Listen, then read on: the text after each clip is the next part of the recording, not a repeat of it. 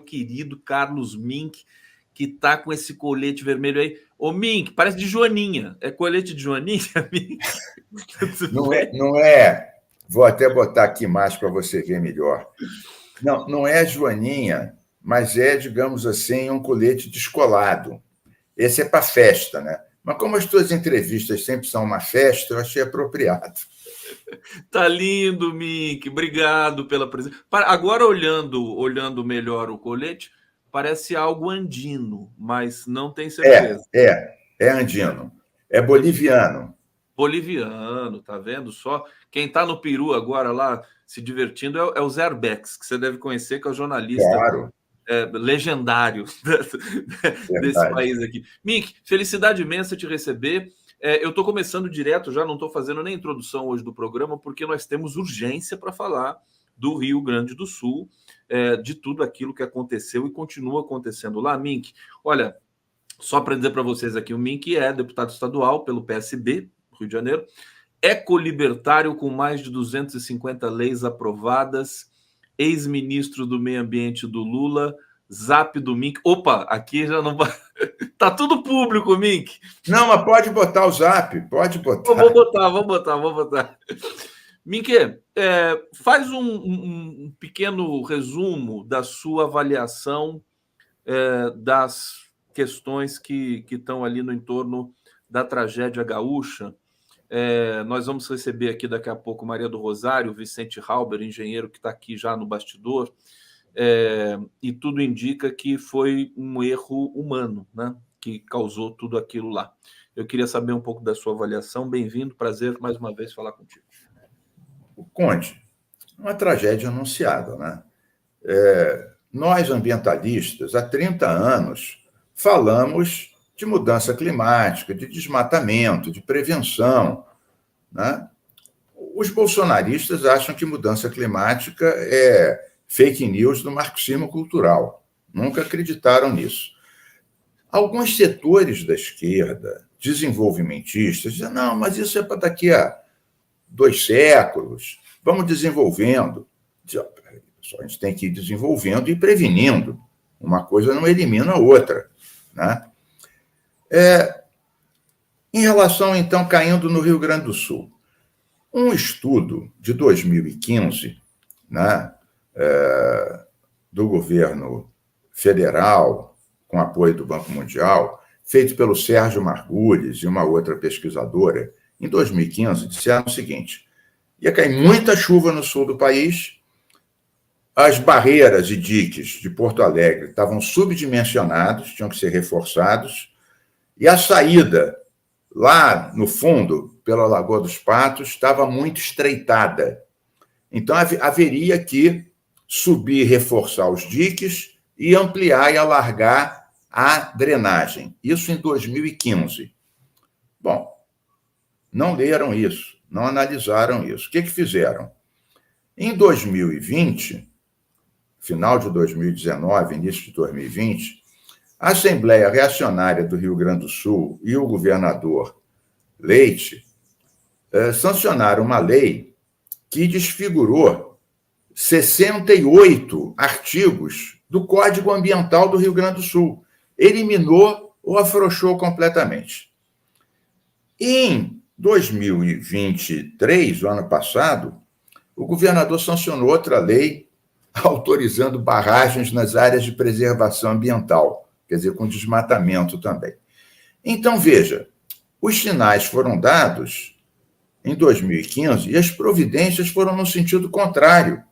Em vez de reforçar a proteção ambiental, as proteções ambientais foram retiradas ou não foram reforçadas nos casos dos diques ou alargadas no caso da drenagem das águas. É claro que com esse nível de desastre, de chuvas, alguma desgraça ia acontecer.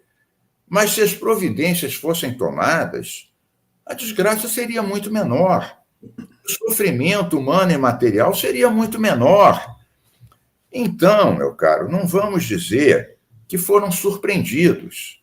Não foram surpreendidos. Ignoraram essas questões. Vou dar um exemplo para devolver para você, mas só para falar do meu Rio de Janeiro aqui, como que o quadro é parecido. Quando teve a tragédia de 2011 em Petrópolis, morreram mais de 200 pessoas, região serrana do Rio, o que nós fizemos? Contratamos mapeamento de risco para toda essa região, mais Baixada, Noroeste, Angra, Paraty. Depois do mapeamento de risco, contratamos com a universidade os planos de contingência. O que são planos de contingência? Dado o que informa o mapeamento de risco, então, essas encostas têm que ser reflorestadas, esses rios e canais desobstruídos, essas casas e prédios relocados. Muito bem. O que grande parte dos prefeitos fizeram? Pegaram o mapeamento de risco, está aqui o mapeamento de risco, puseram em cima o plano de contingência, aí puseram em cima um vaso de flor e ignoraram sinteticamente isso tudo e continuavam licenciando loteamentos e shoppings naquelas áreas que a contingência diziam nem pensar. Eu tive que fazer uma lei, Conde, dizendo que as prefeituras tinham que incorporar nos seus planos diretores e leis de uso do solo as determinações e restrições do mapeamento de risco e do plano de contingência. Então, você veja que não há uma cultura de prevenção. Não houve no Rio Grande do Sul, não houve em Petrópolis. E isso em algum lugar do Brasil... Vivência. Diga lá. Não, desculpa, em algum lugar do Brasil há uma cultura de prevenção bem-sucedida que possa ser? Não, eu acho que pouco a pouco, a gente está aprendendo. Tem núcleos que fazem isso, que prevêem isso, né? Há cidades que estão realmente fazendo teto verde, né? Reflorestando, impedindo loteamentos em costas muito íngremes, mas eu diria que essas são minoritárias. E esses que fazem isso são atacados pela turma da especulação imobiliária, pelos negacionistas, inimigos do progresso, olham a árvore e não olham o homem. Ou seja, coisas desse tipo que não só não permite que se avance, como se retrocede. Vou dar um último exemplo para você ficar ainda mais escandalizado. Quando a gente esteve no governo estadual, a gente executou um projeto chamado Iguaçu, Sarapuí, Botas. São os rios da Baixada Fluminense. Projeto idealizado pelo FRJ, professor Canedo e sua equipe. Então, o que a gente fez? Durante 5 anos, eu e a Marilene, que me sucedeu, o Firmino, nós conseguimos dinheiro do FECAM, 300 milhões, dinheiro do Ministério das Cidades, 250 milhões, relocamos milhares de pessoas, dragamos os rios, pusemos ciclovia e árvore na margem do rio para ele não ser ocupado outra vez.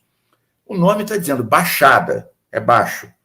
As pessoas morando em cima do rio. Por quê? Porque queriam? Não. Porque interromperam Minha Casa Minha Vida, interromperam os programas, foi lá a turma morar em cima do rio.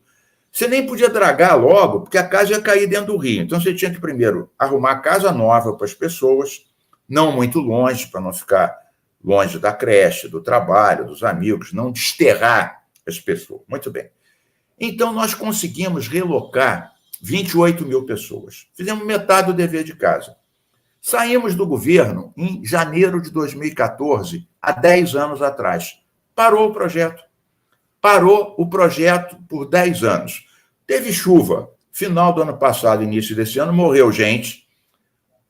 As bombas que a gente tinha posto lá para succionar água, de 8, 5 estavam paradas por falta de manutenção.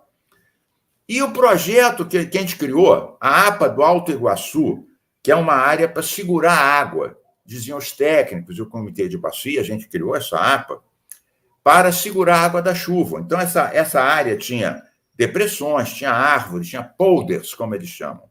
Se acredita que um deputado, Rosenberg, de Caxias, entrou ano passado com um projeto de lei para acabar com a APA do Alto Iguaçu. Quer dizer, não criam prevenção e querem aniquilar, dizendo que a gente estava prejudicando o desenvolvimento de Caxias. Então, veja a maré que a gente tem que enfrentar num país onde Há pouca informação, muita fake news, muito bolsonarismo e negacionismo.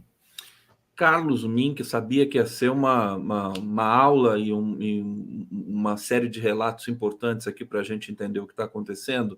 Eu me lembrei de que Petrópolis, depois daquele 2011, você falou que eles continuaram ali loteando em terreno que não deveria lotear. Teve outra tragédia. Aliás, teve mais de uma, né? Sim, na verdade, foi Teresópolis, Petrópolis, Friburgo, a região serrana. Para todos esses lados, a gente fez um mapeamento com a geologia do Estado e os contingentes, plano de contingência. Então, claro, eu não vou generalizar. Tem um prefeito ou outro mais atento, um vereador ou outro mais ecologista. A região serrana do Rio é complicada, porque entre a serra e o rio, a área plana, boa, é pequena. Então, teriam que se encontrar soluções, encontrar áreas planas um pouco mais distantes, para ter casa, para ter shopping, para ter indústria. E isso demora tempo, demora dinheiro. E muda o prefeito, ele entra em eleição, não quer dizer não às pessoas, não quer relocar. Então, isso tem que coordenar também com o governo federal. Quando sai um governo progressista e entra um bolsonarismo, eles falam, dá dinheiro para tirar o pessoal de um lado para o outro. Não, isso é coisa desses ecologistas insensatos. Quando vai cair a ficha, camarada Conte? Eu pergunto, vai ter que inundar as mansões dos senadores, as fazendas desses latifundiários que estão na Câmara, ou será que eles já alugaram um assento num foguete do Musk para um outro planeta? O Elon Musk está querendo sair do planeta, né? O Mark Zuckerberg já fez um bunker no Havaí para se der um piripaque no planeta. Agora, Mink, eu queria que você desse a sua avaliação sobre o que está sendo desenvolvido no Rio Grande do Sul nesse momento, nos 3 âmbitos federativos. O que você pode dizer? No meio dessa tragédia, né, as bombas não funcionaram, os diques tinham fissura no meio. Então, é claro que agora é salvar as pessoas, enxugar a água, arrumar uma casinha provisória para o pessoal mudar. O governo federal chegou forte. O Lula, todos os ministros puseram dinheiro, né, isentaram o pagamento dos juros e de parcelas da dívida do Estado, vão fazer a reposição do imposto de renda mais rápido para lá. Isso é possível e impossível. Mas nessa hora é tudo muito difícil. Você tem que salvar vidas, salvar animais, né? Arrumar um lugar para o cara ficar, impedir que tenha estupro, que tenha saque. Quer dizer, você está correndo contra o prejuízo. Por quê? Quando você não previne, é tudo mais caro. A prevenção é sempre a solução mais econômica, mais racional, que olha a natureza, olha as pessoas e salva vidas. E economiza. Imagina quanto vai custar, Conde, reconstruir cidades em outros locais, né? Algumas pessoas vão migrar para outras cidades, para outros estados. É um drama humano. E agora, eu critico muito o Leite, critico muito o prefeito, mas é claro que a hora é de solidariedade. A gente nunca põe... Eu, aliás, chamo todas as pessoas que estão nos vendo aqui para apoiarem. Eu, pessoalmente, já dei 3 contribuições para a Ação da Cidadania, que está com uma atividade muito forte lá, coordenada pelo Daniel de Souza, filho do nosso querido e saudoso Betinho. É uma entidade seríssima. Eu aconselho todo mundo a contribuir para essa ou para outras. Então, a hora é de solidariedade. Mas os culpados falem, não é hora de apontar o culpado. Quem mais diz que não é hora de apontar os culpados são os próprios culpados. Eu acho que é hora. Porque se a gente não aponta o dedo essa hora, depois surgem outras questões, as pessoas vão esquecendo, né? Tem Copa do Mundo, Carnaval, outra desgraça em outro estado. Eu acho que é um trabalho essa para o Ministério Público, e o STF já pediu aí, deu 10 dias para o governo do estado explicar por que fez aquela mudança na 68 questões ali das leis ambientais. Ô Mink, tecnicamente, salvar vidas, tem todo esse processo de realocação das pessoas, mudança de cidades inteiras e tudo mais. Que mais que você poderia, por exemplo, colaborar com a sua experiência e tudo mais? Eu diria o seguinte, Conde, não se trata apenas de mudar uma casa ou de mudar uma cidade. A questão é que cidade nova você vai construir? Uma igual a que tinha antes ou uma cidade sustentável? Vários países estão discutindo o conceito de cidade esponja, né? Que é uma cidade que tem sua arborização, hortas comunitárias, agricultura urbana, tetos verdes. Você sabe que o teto verde diminui até 10 graus a temperatura de uma casa e absorve, dependendo da extensão dele, claro. Mas se for muito generalizado em muitas casas e prédios, ele pode absorver metade de uma chuva que cai. Se você vai impermeabilizando o solo com concreto, tira a árvore, tira um terreno baldio, constrói aqui, constrói ali, a água ela vai direto, a terra não absorve. Então, a cidade não basta construir em outro lugar, você tem que construir outro tipo de cidade, mais humana, mais ecológica, mais adaptada a essas crises que serão mais intensas, mais frequentes e mais trágicas. Tem que cair a ficha. Tem que cair a ficha. É incrível isso, quer dizer, o teto verde, que seria fazer uma espécie de graminha ali em cima do... Exatamente, graminha, planta, botar uns canteiros Sim. Em cima dos tetos das casas. Isso, quando é generalizado, claro que tem que ter uma política pública, tem que dar um incentivo para as casas que fazem isso, tem que ter mudas pequenas, que são adaptáveis, que os hortos municipais forneçam aos moradores. Não é só falar teto verde, ninguém sabe o que é isso. O cara vai achar que é pintar de verde o teto. Tem que explicar o que é e ajudar o sujeitinho a fazer. Dar um incentivo a quem faz. Isso é muito eficiente. Você ocupar o canteiro central das estradas, né? E do lado das avenidas, e protegendo uma ciclovia até, muitas vezes os ciclistas são atropelados, proteger com uma coluna de árvores, com terra que absorva água. Então, você tem que pensar isso de uma forma muito ampla. Até pouco tempo, morar do lado de um rio ou de um lago era uma coisa chique. Imagina aqueles lagos de Brasília. Mesmo a Lagoa dos Patos, quem morava mais lá pertinho eram muitas pessoas que ganhavam melhor, porque era bonito. Agora você vê que você tem que dar um espaçamento maior e plantar entre uma lagoa e um rio e as casas, você tem que plantar 100 metros. Ô, Mink, deixa eu pedir a seguinte leitura tua aqui, porque assim, eu acho que depois desse episódio do Rio Grande do Sul tem que ser, vou usar aqui a metáfora que é terrível, né? Divisor de águas, né? Porque tem que mudar completamente o conceito de urbanização. Exatamente. E o conceito de gestão, inclusive, porque está tudo interligado, né? Agora, eu queria saber o seguinte: o Porto Alegre, daqui a pouco nós vamos ter o Vicente Halber aqui, vai ter muitos detalhes para a gente nesse sentido, mas é atípico, é um ponto fora da curva no sentido de uma cidade que tem tendências, que tá rebaixada, que pode ser alagada em função da Lagoa dos Patos. Tem outras cidades no Brasil que estão nessa mesma situação, digamos, que podem correr o mesmo risco. O meu maior medo foi de que esse episódio do Rio Grande do Sul se repita em São Paulo, no Rio, na Bahia, né, Pernambuco. Como é que é isso? Assim? Ali Porto Alegre é muito diferente de tudo? Não?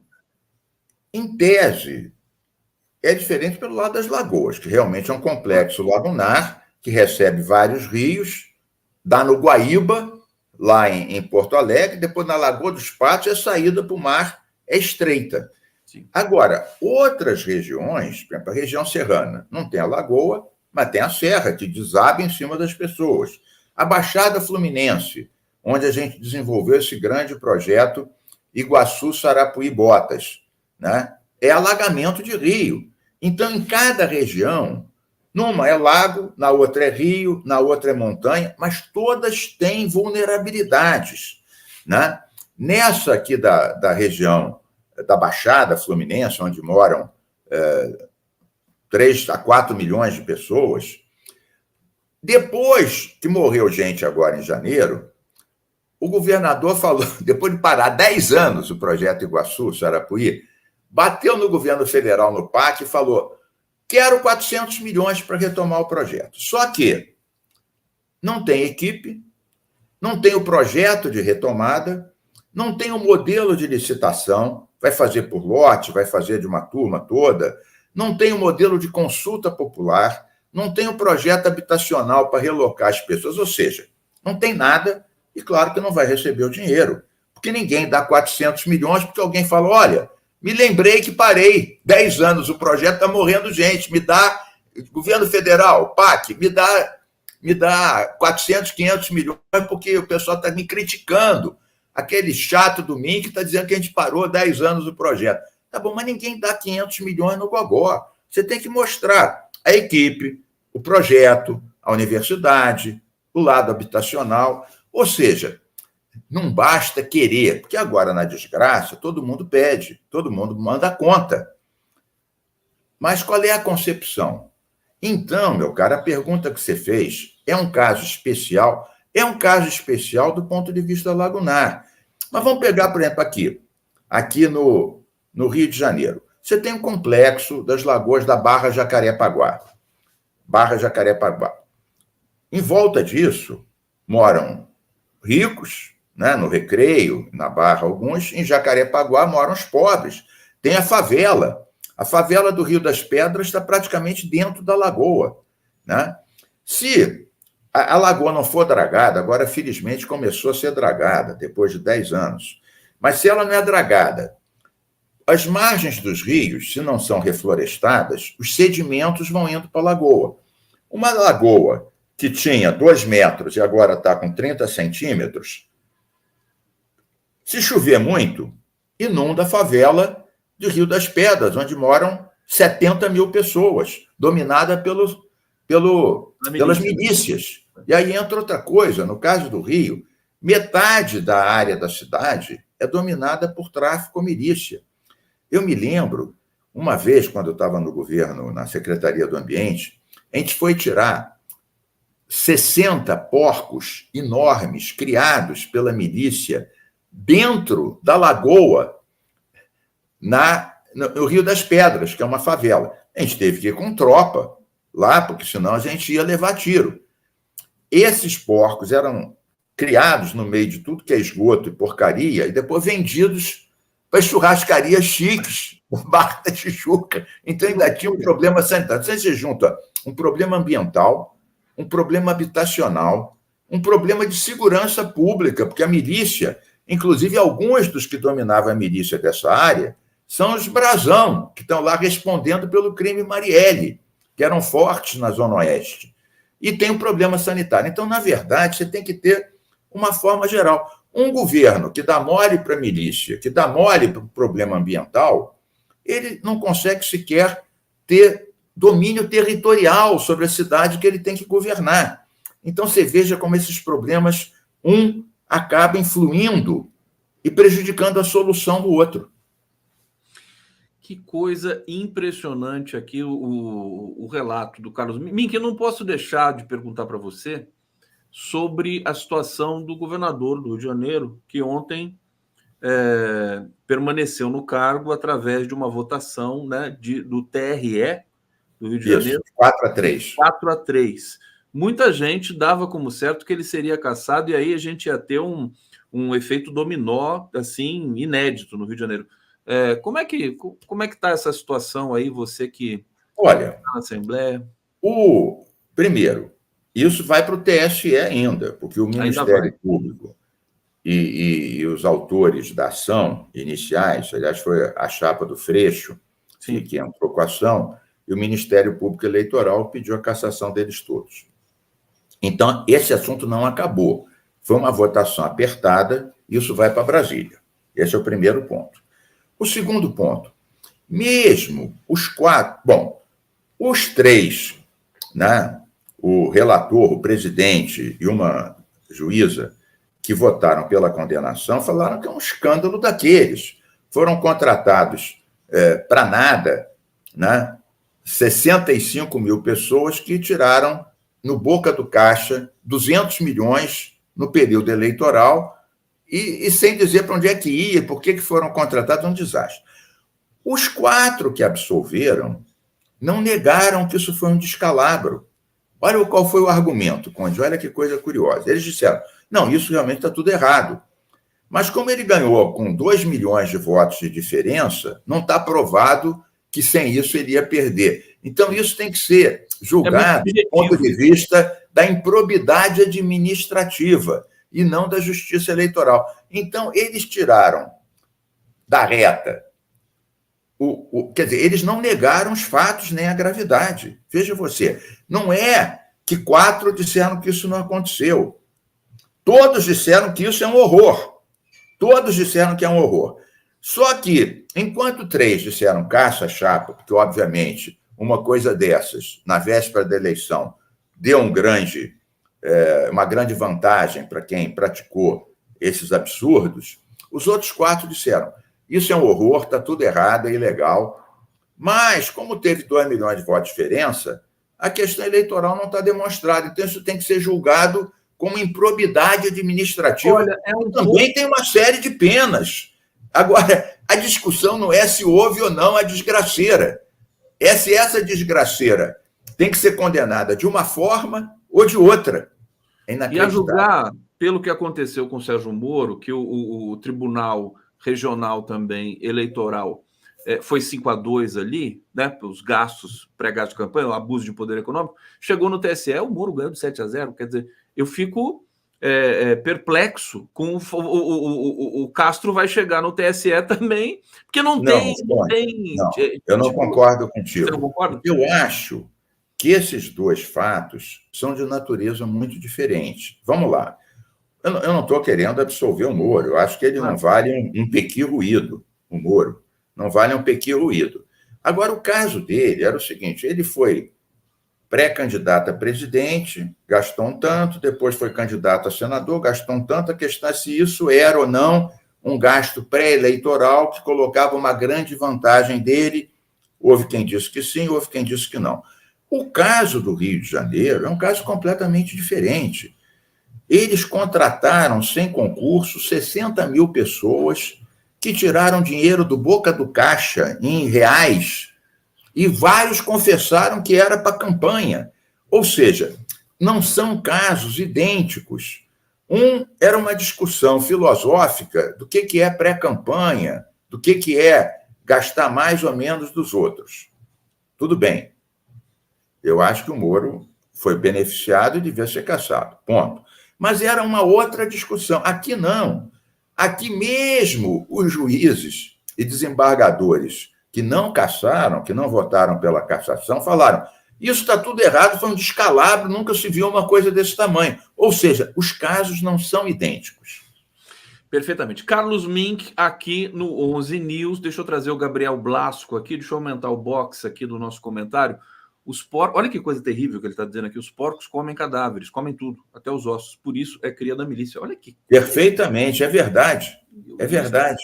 Meu Deus! Elizabeth Belício está dizendo aqui, deputado, e a invasão de terras da colônia no Parque da Pedra Branca pelas milícias, tem jeito? Votei no senhor. Está aqui, rapidamente. Obrigado, Elizabeth. Enquanto você se prepara para responder, deixa eu colocar na tela aqui o Vicente Halber, que já está aqui posicionado. Olá, Vicente, seja bem-vindo aqui, prazer imenso recebê-lo. Eu quero saber, aqui tem várias... Deixa eu ligar aqui o... Poder falar com um cidadão lá do Rio de Janeiro, que deve estar lá num sol bonito, né? O Mink, né? Deixa eu me enquadrar aqui só um pouquinho. Isso, centraliza, Halber. E eu quero saber, aqui tem várias entradas da deputada Maria do Rosário. Qual que eu abro? Eliane? É o seu que eu abro? Ou da Tereza de Lucena? Acenem para mim aqui no bastidor, para eu saber. Não é. Não é da Eliane também. Então, vou esperar vocês me indicarem qual que é, quando a Maria do Rosário chegar, a gente abre aqui. Mink, por favor, então, tua resposta. Rapidamente. Olha, Pedra Branca é um parque estadual urbano muito grande. Nós fizemos várias ações lá. O pessoal criava gado lá dentro. A gente teve que tirar gado de helicóptero. Eu me lembrei daquela música do Boi Voador, do Chico Buarque. Quem foi que viu o boi voador? A gente tirou gado de helicóptero. A gente botava uma setinha lá para ele dormir e tirávamos lá, porque o pessoal ia invadindo a Pedra Branca. É a área da Zona Oeste, a área de milícia, a área de Brasão. Né? Então, a gente tem que defender o parque. A gente, inclusive, chegou a reflorestar com 1 milhão de mudas o Parque da Pedra Branca, pegando uma compensação da Petrobras, de muito tempo atrás, usando mutirões de cooperativas de replantadores, um pessoal bacana. Agora, tem razão a Elizabeth, né? Você não resolve nessas áreas a questão ambiental se não enfraquecer o poder da milícia. Né? Teve um tempo que um companheiro meu, o Coronel Padrone, né, andava desmontando prédios ilegais, condomínios ilegais que a milícia fazia no entorno da área da Pedra Branca. O Padrone acabou sendo afastado da prefeitura. Eu ontem tive um encontro com o Eduardo Paes, fui com o Molon conversar com o Eduardo Paes, pedi para retomar essas ações e o Eduardo Paes se comprometeu com isso, disse que ele próprio vai participar. Eu falei, olha, Eduardo Paes, ficou mal para você, porque você contratou um parente do Brasão, teve que demitir, aí alguém está dizendo que você tem que ver com milícia, por que você não retoma essas ações de demolir na área da Pedra Branca, em torno de lá? Ele falou, Mink, ótimo, eu vou lá e vou com essa turma demolir esses condomínios ilegais da milícia. Essa conversa foi ontem, Conde. Estou contando aqui para vocês em primeira mão. Fantástico. Carlos Mink, quero agradecer demais sua presença aqui, sempre muito bom falar contigo, estava com saudade de você. Logo vou te chamar de novo, hein, para a gente acompanhar todo esse trabalho que está sendo feito aí no Rio Grande do Sul. Eu quero dar um beijo na Maria do Rosário. Um beijo na Maria do Rosário. Ô, Maria do Rosário. É minha grande companheira, Maria do Rosário. Olá, meu amigo Carlos Mink. Olha, eu tenho uma companheira aqui que trabalhou contigo. Maria do Rosário, eu tenho uma companheira minha chamada Nadine Borges, que você gosta muito dela e é minha grande parceira aqui no Rio de Janeiro. Grande companheira dos direitos humanos, dos temas ambientais. E Mink, um abraço forte, um prazer imenso estar sempre te acompanhando. Tá bom, um beijão. Um abraço, Vicente. Nossa. O Conde é a nobreza ecológica. A nobreza ecológica que nos ilumina e nos alegra. Gustavo, tem 30 segundos para um rápido bate-bola com o Mink. Tem 30 segundos, sim, senhor, querido Vicente Raul. Eu acho que nós, ecologistas, temos que passar a exigir. Eu acho que denunciar não basta mais. As COPs, de alguma forma, você não vai concordar comigo, mas vamos fazer um acordo. Vamos dizer que aquelas resoluções das COPs internacionais, dos qual o Brasil é proponente e assinante, isso tem que vir para a vida real. Veio muito, muito, muito pouco daqui a pouco. Nem vamos discutir, não tem espaço aqui para isso. Mas tem que vir para os municípios, onde a vida real acontece. Concordo com você, Vicente. A gente tem que fazer o cúmplice. A gente tem que fazer o cúmplice das resoluções da COP. Exatamente. A segunda coisa, eu sou daqueles que não aceitam o termo novo normal. Porque se nós aceitamos o novo normal, nós não ajudamos a natureza a reverter essa degradação que nós fizemos. Eu só aceitarei novo se for um novo normal sustentável. Eu quero, assim, ver se a gente consegue avançar neste sentido. Saudações sustentáveis e planetárias para vocês. Concordo com isso.